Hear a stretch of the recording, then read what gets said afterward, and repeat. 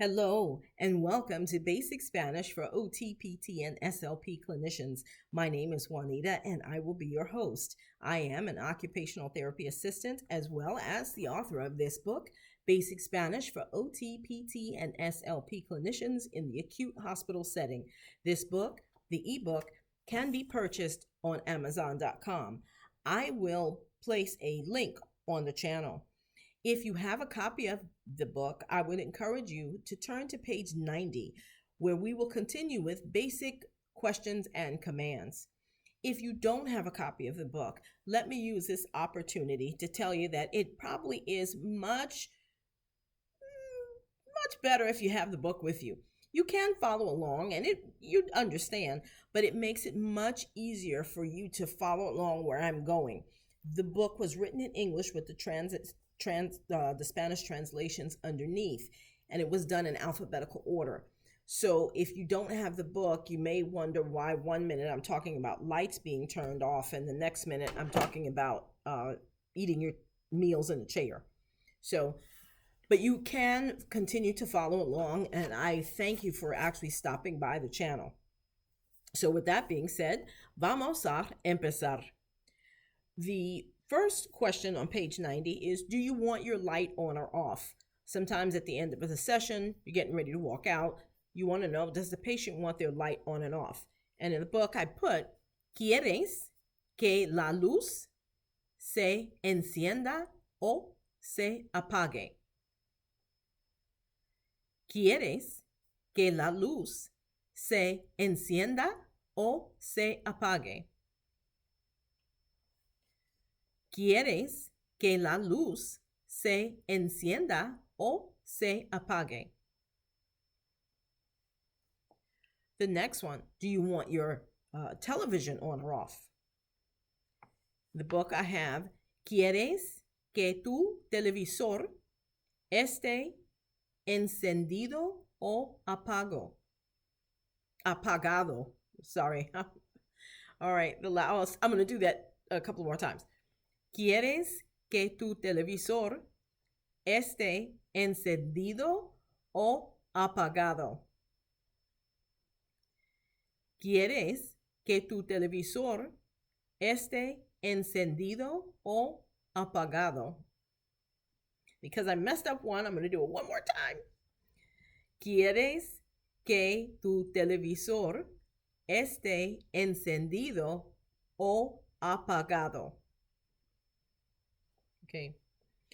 Actually, let me stop here because you notice some things here if you've been following along on this channel. For the word television, I used a different word. In the past, I've used televisión. On today's video, I've used televisor. Also, you'll notice that when I asked, do you want your light on and off, I did se encienda o se apague. But when I asked, did you want your television on and off, I did esté encendido o apagado. So remember, you may take this book to someone and they may look at you and say, well, I wouldn't say that. I understand what she means, but I don't think I would necessarily say it that way. But I will take this time to tell you that this channel, the ebook and the book, was set to be basic Spanish. It was not set to be a Spanish class or a Spanish grammar class. So the main point is that you want to be able to have a thought and give that thought over to the second party, in this case, our patients, and for them to understand and to comply with what you're asking or what you're saying. That is what communication is. You can go to a Spanish class at the community college or university and learn Spanish, but that's not what this was meant to be. I want to take this time also to encourage you, if you have Spanish interpreters with you at your facility, then I would encourage you to use them. But I've heard from so many therapy clinicians, I've heard from so many nurses, doctors that don't speak Spanish, that sometimes it is a hindrance when they go into a patient's room, and maybe that the interpreter is not available. So many people have said, if I just knew a few words or I knew how to say a few things, that would help make it much easier.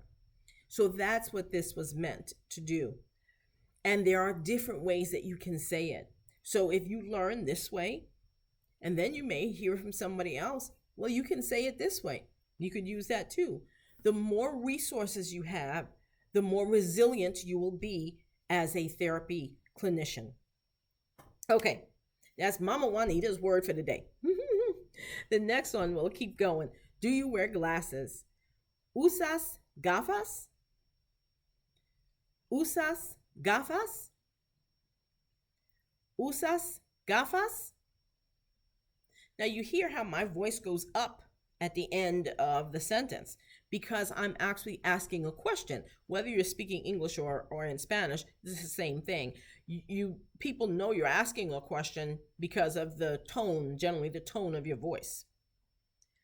The next one for my speech pathology clinicians. Does it hurt to swallow? This is a question that they'll ask many times when they're doing fees or they're doing some kind of swallow exam. ¿Te duele tragar? ¿Te duele tragar? ¿Te duele tragar? The next one, don't let me push you over. So when would I use that? Many times I'll have a patient sit on the edge of the bed, just trying to assess balance, how their balance is. And I may give them a little bit of attention. I'll give them a little bit of push to the lateral, left lateral, right lateral, posterior or anterior. I'm going to give them a little bit of a push. And I'm going to tell them, don't let me push you over. Push back against me. Okay? So to say that, no dejes que te empuje. No dejes que te empuje. No dejes que te empuje.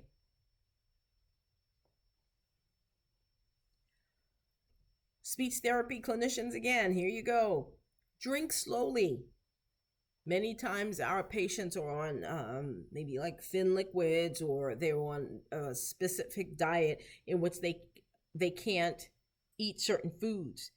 And then when they get a regular diet again, one of the things that they want to do is guzzle. They want to guzzle. They want to take that straw or they want to take that can and just guzzle it down. So oftentimes we want to tell patients, drink slowly. So to say that, bebe despacio. Bebe despacio. Bebe despacio. And the last one on page 90 is eat your meals in the chair. We encourage, especially in the hospital, patients to be out of that bed. It's not healthy for someone to be in the bed all day long. So at the beginning, many times we'll encourage patients, if you can't be out of the bed most of the day, at least eat your meals in the chair. So what I put in the book, come tu comidas mientras estás sentado en la silla. Come tus comidas mientras estás sentado en la silla. Last time. Come tus comidas mientras estás sentado en la silla. I'm at the 9-minute mark. I'm going to try to stick this in there. Do you know what I'm saying? So this is where I just throw out a sentence and then you try to see if you can remember what that sentence meant. So the first one, ¿quieres que la luz se encienda o se apague? Next, come tu comidas mientras estás sentado en la silla. Next, ¿quieres que tu televisor esté encendido o apagado? Next, bebe despacio. Next, ¿usas gafas? Next, no dejes que te empuje. And the last one, ¿te duele tragar? So I was able to make it in. That's good. Well, I'm at the 10-minute mark. As always, gracias por venir, and I will see you in the next video. Adios.